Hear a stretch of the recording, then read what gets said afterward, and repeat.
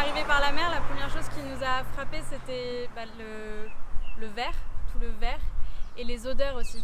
L'odeur de la terre qui venait de pleuvoir. Et après 15 jours en mer, on sentait juste l'odeur iodée. Et c'était hyper agréable de sentir tout un panel d'odeurs. Ouais, surtout après 15 jours en fait. Mais ouais, c'est vraiment ça aussi qui m'a frappé, moi, c'est les odeurs. Les odeurs et le fait de voir des montagnes après 15 jours de plage.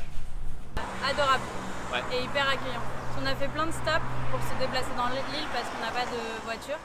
Et on est vraiment tombé sur des gens incroyables. La première personne qui nous a pris un stop, après nous a logés à Fort-de-France, nous a vraiment accueillis comme des rois. Non, et puis même tous les gens qu'on a rencontrés, ils étaient adorables. Moi, j'avais pas trop d'idées sur la Martinique en fait. Vraiment j'avais que des notions floues de ce territoire. Et au fur et à mesure qu'on faisait le voyage avec les gens qui eux avaient vécu en Martinique, nous disaient ah c'est vraiment bien, c'est vraiment génial. On avait envie de faire un grand voyage et un grand voyage en bateau. Et en fait l'Atlantique ça s'avère assez pratique parce que quand on part de métropole c'est quand même le premier océan à franchir. Et en plus c'est un océan qui n'est pas très compliqué à traverser parce que les vents sont favorables à la période à laquelle on voulait partir. Ouais, c'est aussi une des raisons qui a poussé notre choix, c'est que du coup on faisait un peu de voile avant et on voulait faire une grande traversée parce qu'on voulait essayer de se lancer dans quelque chose qui soit un projet assez important, dans lequel on puisse aussi rencontrer des gens, qu'on puisse les interroger et du coup l'Atlantique ça s'est imposé, ouais. Ça s'est imposé comme une belle solution. Avec une volonté de raconter cette odyssée.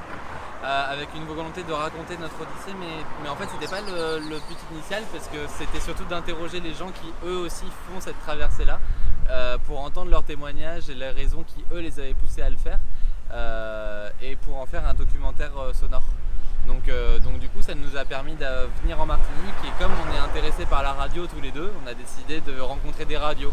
D'où le fait d'être venu à RCI et d'avoir rencontré et paradoxalement de venir du coup parler de notre projet à RCI. Quand on a envie de faire quelque chose, il faut le faire, il faut se lancer. Et on a eu que des bonnes surprises sur notre route. Ouais, que des bonnes surprises. Ouais.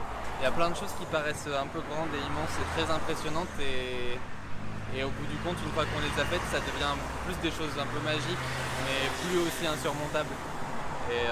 Et du coup, ouais, je pense que c'est un peu la synthèse générale qui résumerait l'esprit de ce voyage-là, parce que je pense que grâce à ça, on aura plus envie de faire d'autres choses qui nous paraissent un peu insurmontables. Ou d'autres traversées, ou même d'avoir un bateau à nous et de plus avoir peur, ou de chercher une légitimité. On se dit, si on a envie de faire quelque chose, il faut s'y mettre. Quoi. Ouais.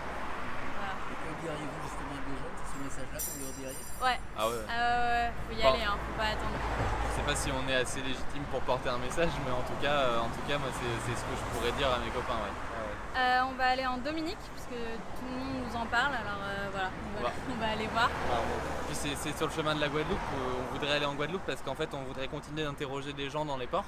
Donc le port de Martinique et ensuite on verra si on trouve des Français en Dominique et puis en Guadeloupe. Voilà. Et puis on verra après.